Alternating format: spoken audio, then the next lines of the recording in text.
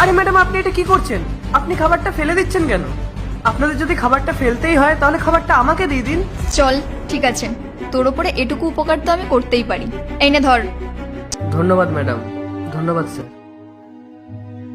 এদিকে আয়। হ্যাঁ ম্যাডাম, বলুন। গেস কর তো আমি তোর জন্য আজকে কি এনেছি।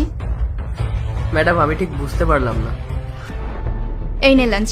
কালকে তোর না খাওয়া মুখটা দেখে আমার না খুব মায়া লেগেছিল, তাই আমি আমার মেয়েটকে বলেছিলাম আজকে একটু এক্সট্রা খাবার বানিয়ে দিতে। এই নে, এটা খেয়ে নিস। ধন্যবাদ ম্যাডাম। ধন্যবাদের কোনো দরকার নেই।